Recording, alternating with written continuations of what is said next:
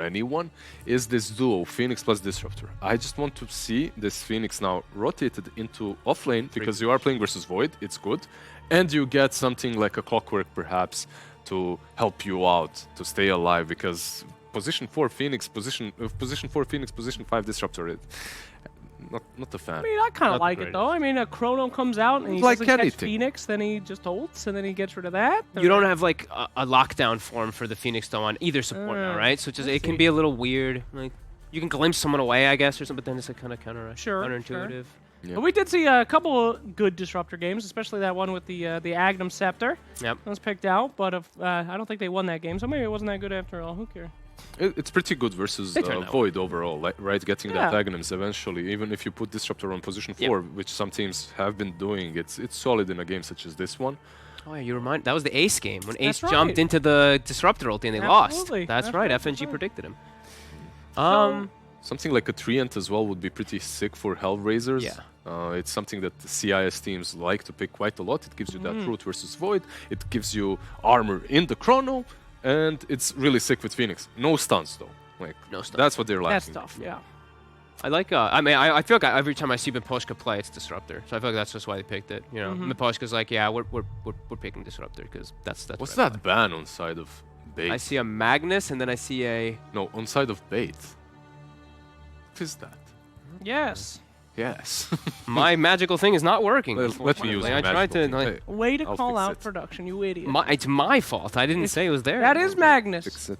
It was Magnus, Yes. but the other one on the other side. Yeah, it's Magnus. Let's just keep it with that. I believe that that dark thing that I can't really see what it is. I think it's Spectre. Yeah, right. It has to be Spectre. Could be Darkseer. Darkseer has. Pointy little Can you see? head. Darkseer is banned out on the I'm side of standing up to check. HellRaisers. Yeah, that's what I thought we were talking about. Yeah. I'm checking. Yeah. Very good. Walk on up there, Fox. Dude, I still can't see it. I'm like very Get closer close. to Like, even the closer, altar. Wait, what the hell is that? Is that Slardar? What's wrong with you? Slardar and Spectre, I think it is? Yeah, I'm Spectre blind. definitely, but that I'm looks blind. like, I guess, most resembling to Slardar, I suppose. Oh, very well. Wasn't- yes. Well, after all of this, what was the point of your demanding to know who was banned? I think just because of what we were talking about, the lockdown and seeing who's going to be off lane or not. I think that's what they're trying to look for. I just wanted to know. And I feel like Slardar is actually a pretty annoying hero when you're playing like any melee heroes. I've just Yeah, been seeing that hero kind of. It's definitely Slardar. It's Slardar. Yeah, that's Slardar. Yes, that is Slardar. Continue the pattern. Relax. It looks Very It looks good. strange from here. I'm sorry. There it we're is. We're blind. HellRaisers, they banned out the Nature's Prophet. Yeah. Yep. Okay. Some more heroes that have been played by both of these teams. On both sides, we have seen this Nature's Prophet played on offlane, on mid, safe lane even. It's just a solid pickup. Nothing really too extraordinary coming from that ban. It's not like he combos extremely well with the Void and the Snapfire. And let's see, what's the last ban? Dragon. DK. All right. DK So ban. long duration stun, annoying frontliner.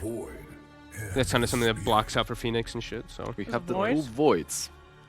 2 Voids on one team. We've been seeing some success from. I feel like we've been seeing a decent amount of success from Void Spirit. We need to come up with a name for that. The double Void. The double void strat, you know? The flying V's? Ooh, the flying V's is good. We also have like there's lots of like circular abilities right now going on. We've got Void Spirit, and we've Disruptor. There's gonna be all these like Venn diagrams all over the place. Yeah. Not There you bad. go. That's the lockdown that we needed. Yeah. That's lockdown That's and the a off half. lane. So Yeah. that means they've already their roles are set. So right now they can't really be flexible with how they change things around on HellRaisers. Like Beastmaster's your off lane, Phoenix is your 4, and Disruptor's your 5. Yeah, Set. but when you look at Bait, it's not like they can maneuver way too much when it comes to setting up their lanes. This Void Spirit is going to be your core. This Void will be the safe lane together with Ench or with... Okay, Enchantress is a little bit more flexible. There are still some teams that experiment with the offlane Ench. But he wants to lane versus Beastmaster. Yeah, you want to just lane versus Beast. That's the reason why you picked it up here. Yeah, you just take the boar, and Beastmaster feels really sad. What are your thoughts on mid Snapfire? Have you seen it? We have seen offlane Snapfire. That's something. Don't think it's good. No, I don't think it's good. I think when it first got added, sure, because every hero that gets added immediately is broken. But True. afterwards, I don't think so. I've seen it. It's weird because whenever you pick like these things that can work as core, you put too much attention on yourself. And then they start focusing more, and then you're like, oh wait, this hero's not good when you're just getting focus fired. But when I can sit in the back and no one thinks about me. True. Then you Yeah. Remember that SCA finals that we did, 496? They played versus Execration. They put the offlane Snapfire, and it didn't really work that well. It's just a hero that... Uh-oh. Ooh. Wow. Drow. Interesting pick there. Of course, we talk so much about how you got to be able to pierce that back line to get to the Drow. And I got to say, they've got a few run-at-you heroes. They do. They got a bunch Drow of them, yeah. in a Chrono. Drow jumped up by a Void Spirit. It's for speed. I think they're just trying to set tempo in the game. Drow Beastmaster, they don't want this game to go late game versus Void. They want to just take the buildings, take advantage. Overall, you have a pretty solid team fight as well around that egg and Disruptor's ulti. You can catch that Void if he tries to use a Chrono and run away from a team fight. Drow is also pretty sick versus Void early on. As long as he doesn't have that Manta, you have Gust. That's a long duration of a silence in which you can just kill him off.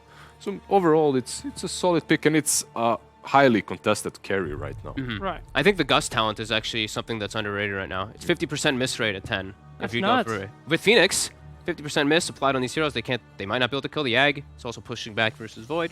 And when you think about heroes that kill Egg on the side of Bait, yeah, they do have the Snapfire, but besides that, they're not extremely good at that, especially if one Fire Spirit connects onto them. You don't have any built-in BKBs or anything like that. I mean, but No Snapfire rage, is no pretty spin. good, though. Snapfire is pretty good, yeah. Very, Snapfire is really very good. But then you have to be right in the front lines, and then Sure. you're a point of focus. Yeah, the thing is, it usually doesn't work out that way. Yeah. When this Snapfire was first picked against Phoenix as a counter, it worked for a couple of weeks, and then they adapted. They're sneaky. They just started using that egg a little bit further away, and that's Sneaky burbs. sneaky burbs. Centaur ban. They don't want the Drow to get collapsed on. That would make sense. And then we see Kunkka, right? and Storm banned from B8. Okay. Yep, Storm and Kunkka gives you some more catch. Kunkka overall is just very good against Void because of that. Both into the Chrono, you would have just so much damage mitigation. Storm Spirit, however, is more on the offensive side. You would have a hero that deals well with the Void Spirit and the Void in one go, right? Like you can just get on top of them if you have a decent laning stage. But Ember, man, He does kind of the same thing. Yeah, I feel like they were same. trying to find, like B8 was trying to ban heroes that can catch them. Because right now I was looking at the side of HellRaisers, their catch was a little bit weak with Phoenix Disruptor and Beastmaster. It's a little awkward. They don't have those stuns. Ember, that's a great way to be able to set up and keep people inside of the egg. Good versus Void, good versus mobility heroes. Yeah, the question fan of that now one. remains, is this Void Spirit going to be played by Dendi mid? Or is this a Ghostic hero? Like, which one of these two? Are we last picking mid Dendi? Because I would assume he's drafting, and it's his team, and he has a last pick, he's taking that. I feel like he's going to pick himself Lina. I hope not. Lena. I just feel like he's going to do it because Yeah, that's because what I've of- seen them yeah. do so often, and he's versus Egg, and he probably feels like he can do well in the lane. What about Quap, the Dendi special? Whoa, I did not see that coming. That's Okay. a Ghostic So hero. then it's no. Ghostic, Brewmaster, and then Dendi is playing the Void So Spirit. he definitely called the Lina well, and I could also see it coming, but usually they pick this Lina with the Void and it doesn't work out. She's just so squishy. You get one hero on top of her in the mid game and it's gone. Those are some odds coming out here. Not surprisingly, not the biggest odds difference that we saw today. Pretty damn close. Looks like Bait is doesn't have the faith of our boys. I don't think Brewmaster is a very good hero at the moment, Yes. unfortunately. However, Ghostic does play it a bit. I can see him like getting into the backlines onto these supports, but I also just think Drow kills your Brewlings with the multi-shot in the game very easily. There it is. I'm not. I'm just a big question mark on Brewmaster in general, and he's playing versus double silences. And it's a Which is not position easy. 4 Snapfire with a position 5 Enchantress. These two supports on one side, and when you look at Phoenix Disruptor, at first I flamed Phoenix Disruptor as a support combo a little bit, but now when I see Enchantress Snapfire on the other side, I actually favor HellRaisers more. And I don't see any. I feel like I have this happen a lot often in these type of games, but there's like no D push on the side of B8, and they're playing into a push lineup with Beastmaster Drow. They have to just literally just fight around buildings with Drow or with Void and Brewmaster ult every single time that they're up. They have to constantly be fighting around those towers, or they're just. I feel like their map's just gonna shrink real fast. Well, boys, it is time to stop talking and time to start watching. We have a trick for you here today, a little treat for you. Two of your favorite Monopoly pieces. It is the capitalist himself, the man with the top hat, and the banana. Banana, Slammer, Jammer. Take it over. I don't think that's a Monopoly piece. I don't In fact, remember I there know being a it's not banana. a Monopoly piece. You know better than I for sure. I didn't have the confidence to There's- say it wasn't, but There's a now that thimble, you're making me feel better. a Yeah, race car, top hat. That's me. I remember those. Yeah. What else is there? And the banana, apparently. Yes. That's the piece That's I what was we're going forgetting, with. of course. Brian, we've got another match for the Divine Division where there is one team that really needs a win here to be able to force a tie that could get them into playoffs. And that, of course, is Bait, who needs to be able to not only bring down HellRaisers, but also beat Empire, I believe, in order to have a chance to be able to tie up. It would be a three-way tiebreaker with 2 spots. Yeah, they're gonna be. It reminds me of a horror film where you see like the walls of the hotel room like shrinking in on you, and you gotta like push them out. I feel like that's what Bait's doing in this game, right? Because they have all this low cooldown push that, like Fox said, they're gonna have to keep pushing against these walls. Otherwise, the area of the map's gonna collapse on them really quickly. I like their pick of like the Enchantress trying to shut down the Beastmaster in lane because he's a very pace-setting-esque type of hero, but.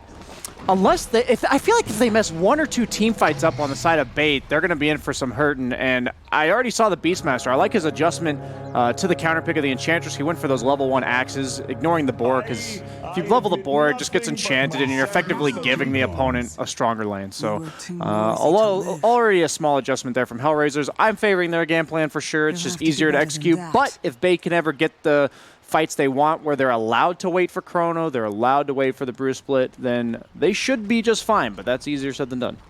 Of course, Bait being well known for having Dendy on their team, an organization built around Dendy. They recently picked up some new players such as Crystalist, Last Hero, 5UP, Fishman, all of them like very little time on the professional scene. And while I would love to be able to give them the time to be able to formulate as a squad, Bait in general has just been struggling to be able to pick up victories. And I'm pretty sure if they don't make it into playoffs of the Divine Division, they're going to consider that yet another failure for this roster. Or this organization, I should say. Yeah, where do you draw the line, you know? Yeah. I've been in this spot before. Too many times more than I'd like to admit at least, where... where do you give up? You know, how much losing is too much? And Bait definitely on the brink of being at that spot right now. And this series, like you said, is quite pivotal in them moving forward in the Divine League here. I do appreciate the fact that they're willing to take a risk on a bunch of new blood. Initially, many of the Bait rosters that they had always had, somebody really notable, such as the very first one, have LeBron on it. But this one just full of a bunch of young up-and-comers, and we'll see who really stands out. As kind of been seeing it from before, Ghostic obviously being the one name that doesn't really need much of an introduction. He's playing with them over Last Hero. Can I just say that Drow is definitely my least favorite hero of the patch right now? Because as an offlaner, it's like, there's really no hero that feels good to pick into Drow. Fogger's giving all these reasons why Brewmaster didn't feel all that great against Drow. If I see a Drow pick on the opponent team, maybe Batrider in like a game plan-esque situation, but if we're talking just the lane, no hero really feels like, hey, I'm going to counter Drow. Okay, but how do you feel about the game overall? Because I feel that way too, but I'm like, it's okay, my lane's going to suck, but I'm probably going to win this game. So you don't think very highly of Drow as a hero? I don't love it right now. Okay. I feel like you need at least 2 or 3 heroes that she's afraid of. At least 2, where in the fight she has to position around them, maybe have to itemize early around them, play scared of them on the map while she's farming. I don't think it can be done with like 1 hero. I think the concept of your game plan has to counter Drow, as Maposhka narrowly escapes there. But basically what I'm saying is if our draft looks prepared for Drow, I feel okay, but if we're like lacking gap close and they pick Drow, I actually feel like it's impossible to beat right now. So do you think Bait has enough? Because they've got a little. I feel like they're not overwhelmingly good against the Drow, but maybe they have enough. It's long cooldowns, right? In this case, that's my concern, is that their way of catching the Drow is based on cooldowns. They're, Brewmaster split level 1's 140, Chrono at all levels is 160. without those skills, I fear for them ever being able to bring down this Drow. Yes, the Void Spear can get on top of him, but then what, right? Yeah. Who's following that up? What kind of damage is going to prevent him from Hurricane Piking or BKBing or Mantaing? And once he Mantas, for instance, in this game, he's pretty survivable. I don't think much really, like if I'm itemizing from Drow's perspective, I think with those 1 or 2 survivability items, which is really all Drow has to go, she doesn't really need to go damage. Her kick kind of just shits out damage, honestly. Yeah. With her pretty decent stat gains nowadays and the multi-shot, he should be in a good spot. With Drow, the games that feel hard to me is when I feel like no matter how many items I have, they're going to catch up to me anyways. They're going to threaten me in fights. I have to always play scared, because as long as Drow is actually hitting people, the damage is insane. So the damage limitation is her ability to actually attack. Meanwhile, on the offensive side, like, the Gus is incredibly strong in this game, right? Even if you do try and get on top of him, Brewmaster, Void, the Void Spirit as well, like, that Gus could just debilitate the entirety of Bates, so. Yeah, Void's certainly going to have to go for a Manta this game. Denny's probably going to go for a Yules. It's an ability from a carry, right? That you have to itemize for on almost every core, which is super annoying. I think in and of itself is innately broken. You know, there's a lot of skills in Dota, heroes in general, that the concept of it is broken. So there's very few skills in Dota as a carry that are such low cooldown the opponent has to itemize against.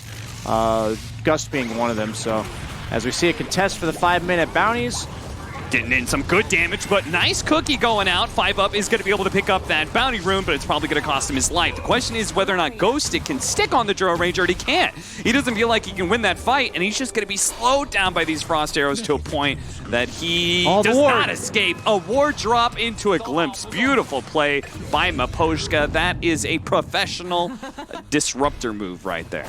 Yeah, that was sick. I really like to see the niche situation versions of, or use of wards from supports, like very specific supports. We saw, I think it was like 3 or 4 days ago, a Doom that was trying to snipe the Medusa, and he planted a ward just to see the Medusa's jungle path that he knew he was going to take one of the 2 directions, and he just wanted to preemptively snipe him as he was retreating. And those are the kind of plays that I think really define the best supports. Radiant structures are fortified. As you were saying, the Enchantress ruining Beastmaster's game. That was the entire intent of the pick, as it was a Beastmaster 3rd, Enchantress 4th. I think when you have Void, it's a really hard matchup for Void once Beastmaster gets even just one summoning item. Yeah. At that point, usually he goes for Boar anyways. Like at this point, the Beastmaster is 2-0-2. The Boar is super annoying in team fights as well as just in laning. But in this game, since he's going to have to wait for the Necrobook to have any summons at all, or he's not even going the Necrobook, he's got the Basilius. Void should be pretty good in this matchup, honestly. That's the only reason the matchup's kind of rough for Void. So every single time. All right, finally, he gets a bash. I'm just like, every single time he hits the Beastmaster, I'm expecting a bash, and it never comes. Kasani, he will manage to get away. Dendy's doing pretty well for himself in the mid lane matchup. Is that supposed to be slightly Void Spirit favored? I thought it was slightly Ember. I believe it is slightly favored for Ember. I'm under that impression, and I also know it's a very skill-based matchup. I've seen it go both ways, but I think it's like 60-40 Ember.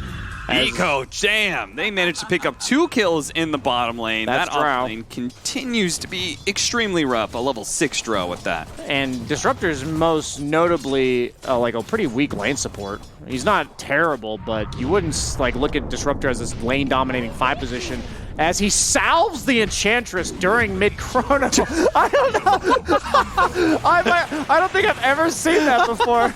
He's like, okay, wait, one last hit, quick, coming right back. That's literally a meme, isn't that the Slaughter meme? Chronosphere into a bunch of healing cells? The Chronosphere into the mech. That's what wait till he time walks in and mechs you, then you'll be laughing. That was the meme from like 4 years ago. I don't think I've seen something like that in a long time. That was pretty funny. But does get the kill. Beastmaster certainly struggling. The only concern I had for this Radiant lineup is that Disruptor plays terribly from behind. Beastmaster plays terribly from behind. Phoenix, honestly, plays pretty terribly from behind this game because of the nature of Snapfire just killing the egg from the support position. So if HR struggles too much in the laning phase, that could result in their game plan not even being executable, but bottom lane has been going heavily their way, as Drow, as you said, was already level 6, and Ghostic, as well as 5-up, are getting to 2-on-1 Miposhka for what, a solid 30 seconds? That's space right there. Yeah. They might even be able to collapse on this with the Drow. He's just walking over. He's already level 7. This Brute just can't lane. That's the problem. Beastmaster, even though his lane's not great, he can still lane. It's not great, but he can be in that vicinity. The thing about Drow that's so hard as an offlaner is when you're behind, if you walk up to even like deny a creep or get a single last hit, you get frost arrowed once. You're gonna get frost arrowed like 5 times. And then you're losing half your health, so you don't even want to be there anymore. Super frustrating. And thanks to the skill build change, Drow, when a lane does go well, now it feels like she just starts spiraling out of control because of the farming opportunities offered by multi-shot. You can quickly bounce over, clear through some neutral camps.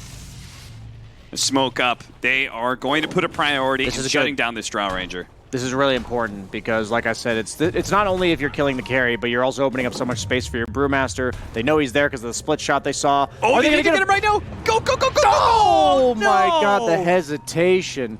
Dendy had to get that Void Remnant out faster.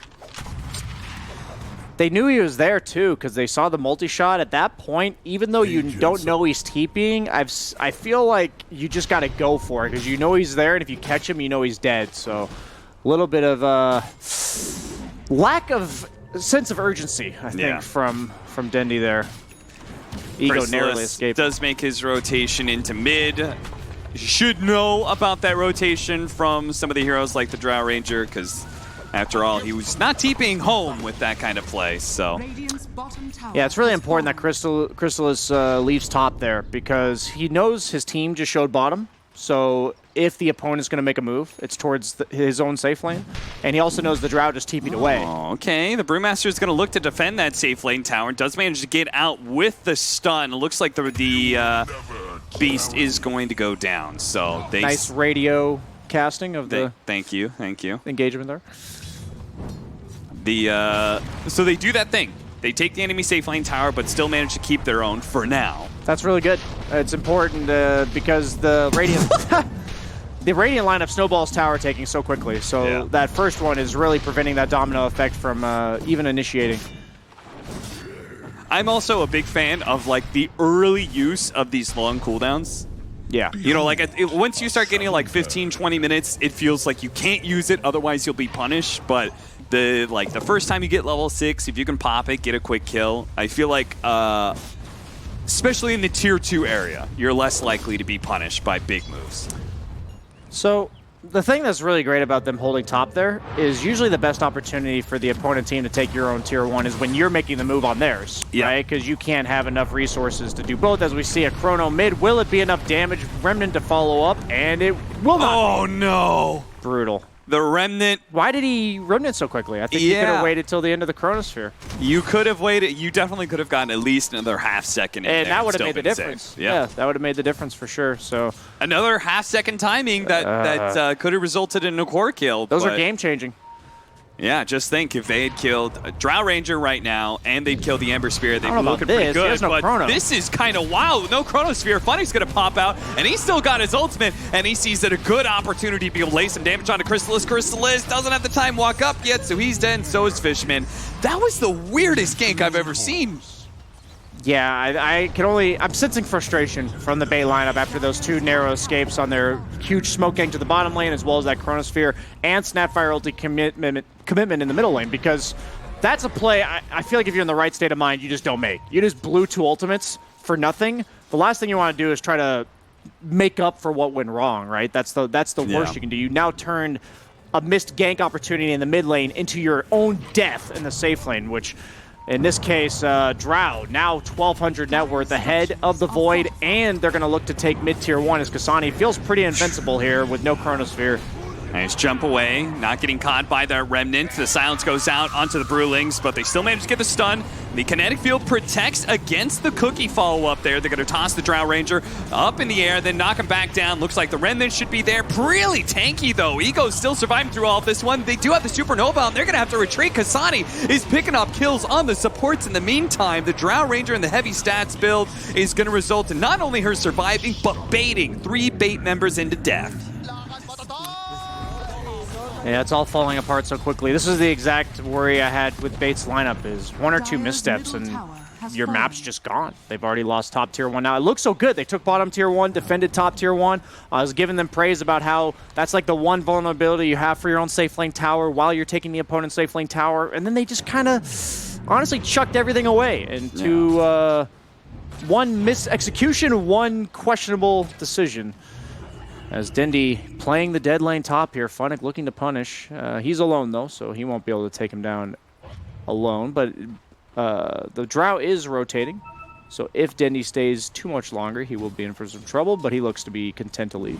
I cannot get over that gank attempt at top. Like, Yeah. who thinks the Drow Ranger is alone there? Anyway, like, nobody was really showing mid from HellRaisers, so... Where do you think the Beastmaster is? Yeah, like... Well, have Where else could he be? How many Beastmasters do you play against that like leave the opponent safe lane before they take the tower, right? Yeah, Like that's where they're just going to sit there with their aura pushing the wave until the tower dies. Like that's pretty much every Beastmaster game ever. So a bit. That's what I mean by these players know that they're good enough to know that they've played these matchups before and. They have to be tilted to make a decision. It has like to that. be, right? It has to be frustration, tilt, it's like panic, whatever you want to call it. But those are the decisions when I make them myself. I'm like, God, what am I doing? I wasn't thinking logically. I know this stuff. And then you beat yourself up even more.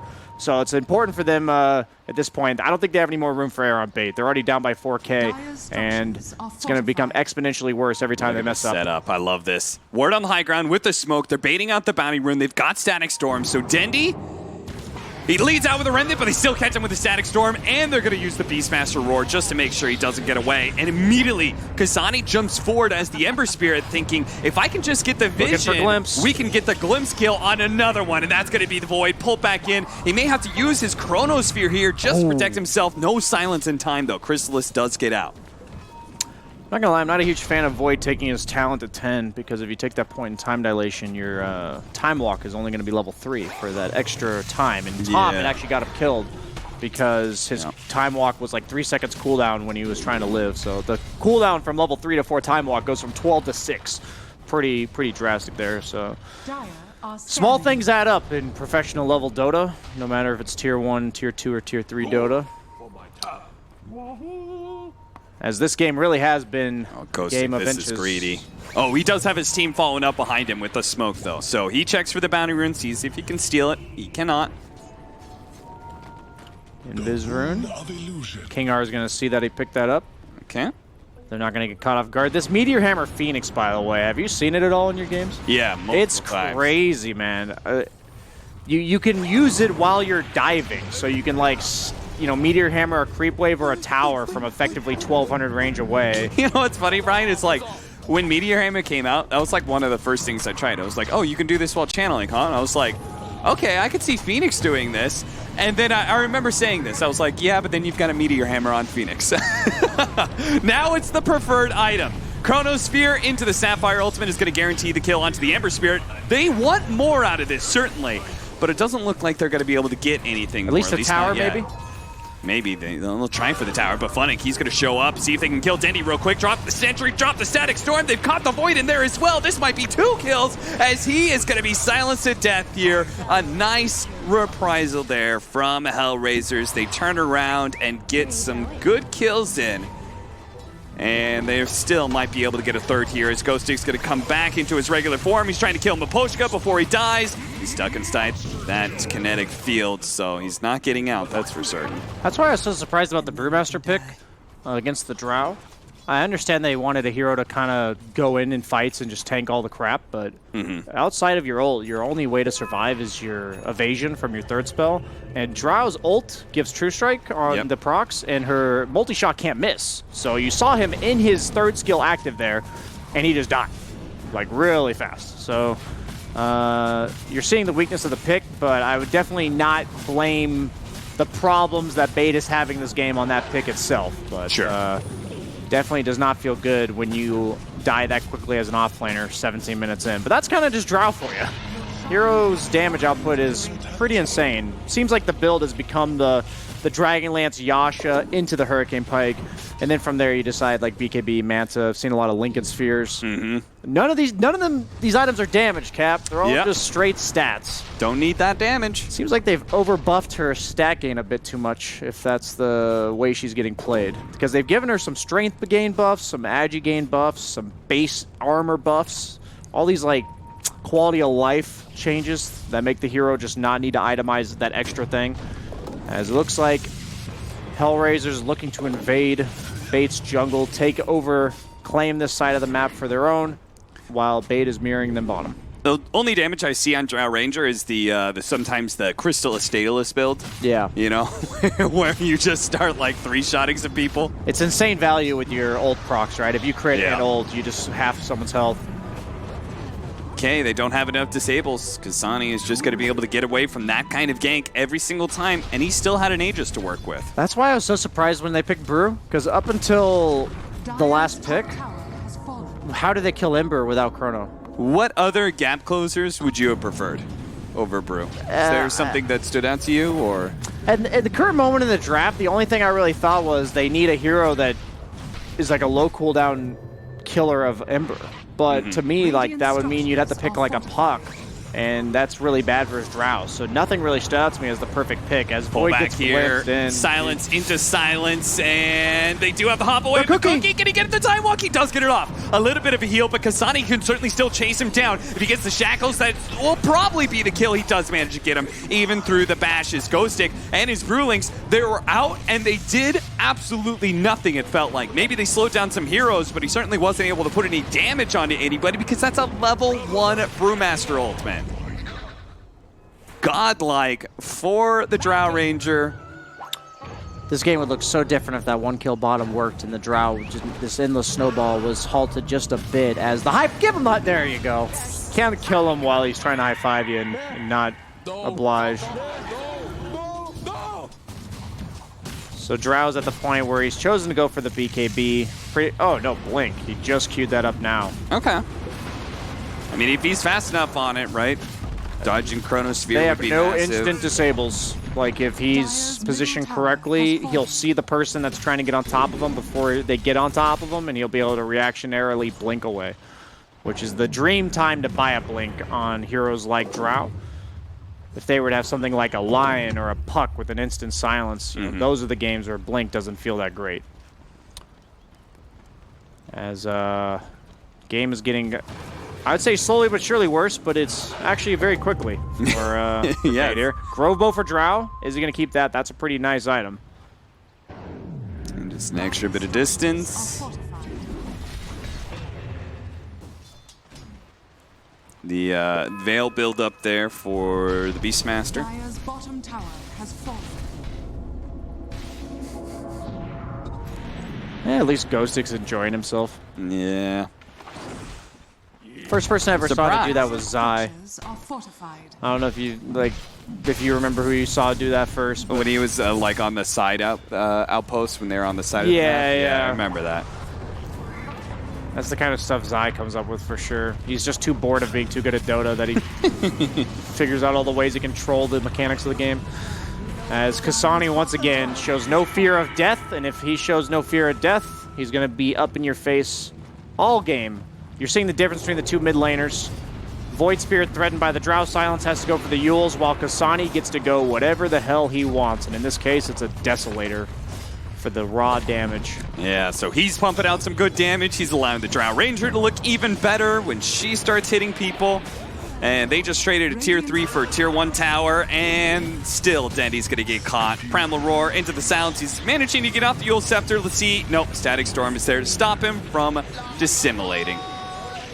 And Kasani's still inside your base. They're smoking up because they know they have to get more than just Kasani in this Chronosphere. They're going to manage to get 2. That's not too bad. They're going to try and go for the Brewmaster here with Sapphire Ultimate raining in. They should manage to get him, but at the same time, Void still had Kasani as well as the Drow Ranger targeting him. Supernova into the back line prevents Bait from getting too aggressive for a minute. Now they're going to keep going onto this Drow Ranger. See if they can lock him down with a nice cookie to chain that stun up. It looks like Ego is going to fall here. Oh, the 3-man meter hammer. The beautiful hitting all 3 of them, does manage to help bring down Snapfire. Kasani still going at it, but it's unable to kill the Void as he was able to time walk away last second. They're chase down Kingar, bring him down. Kasani still working with it and does manage to, with a big sleight of fist, take down one core and then the other. Dendi and Ghostic are both falling, and a pull back onto Crystallis. The Faceless Void time walks up the high ground, but he's kinetic fueled. All he can do is hope to bash and slow down this damage, but it's not going to be good enough. And Fishman, half your health is gone as soon as you TP in. That's an ultra kill for Kasani, who needs the Drow Ranger. Kasani goes ignored and punishes Bait. So you were talking about how you don't think Drow's all that scary in the game. For me, the biggest problem I've noticed when facing Drow Ranger is that she does so much damage that you have no option other than to commit everything to killing her. Like, she has to die. And so heroes like Ember just get to wreck face while your entire team's desperately trying to bring down the Drow in the back. So many team fights with Drow in the game are just Drow dying and the rest of her team just killing you all while you're killing the Drow, because she's not as squishy as she used to be. She's not that glass cannon that we've seen in the past. Yeah, we certainly saw that from the top lane, where Drow Ranger manages to survive through so much, and that'll be 2 lanes of barracks, maybe full out megas. I guess we'll have to see. But yeah, this is certainly a game where it felt like Drow Ranger had some pretty big free reign. Yeah, the thing is, it's like, the reason why Drow's such a good 4th carry pick is, I mentioned in the lane, a lot of carries, they have off-lane counters that make their game slower. You know, the pace of the game is going to be slowed down. And at this point, if you can pick a carry 4th, and they haven't revealed their offlaner yet, and the guy that's this flex pick, the Void Spirit, let me tell you, that is an awful matchup to play in a Drow. If you can't put him off lane, your absolute last pick is not even shutting down its lane opponent. Yeah. So that's like a really powerful tool you can use in the draft that it just seemed to be the difference maker here, because they were struggling with the Beastmaster top. Mid lane actually went in favor of Dendi for the first 8 minutes or so, but the Drow was level 7 when Brew was level 4. And when the Radiant lineup was all about that pace-setting, snowballing, pushing, that was a big component of what made them successful. Ember Spirit, he is going to be able to catch the Snapfire, who is chilling out there underneath a Radiant Ward. Yeah, Ember, BKB, I'm sure Drow has one too. Both of them are 10-1. Okay, Ember, you got to let... Okay, Drow, you got to let Ember get an assist without you in the picture. Something tells me that's not going to happen. Come on. Ego, just drop your ego for a second, buddy. Snapfire has a buyback. He's going to buy back now. Where's the big Chronosphere? It's going to lead off with Ghostic getting off his split. Purges the Ghost Scepter, or the Glimmer Cape. He's trying to make things as chaotic as possible so the Void can actually come in. They tornado up the Drow Ranger, trying to remove him from the fight. At the same time, the Beastmaster managed to get the control onto the Faceless Void. He dies before a Chronosphere goes off, so there goes their fight. It's just over like that. A 20,000 net worth lead is what HellRaisers will end on. And there you have it. 21k net worth lead, 21 more kills than the opponent. Yeah. Couldn't have scripted it better myself. Indeed, indeed, indeed. And Bait looking worse for wear here because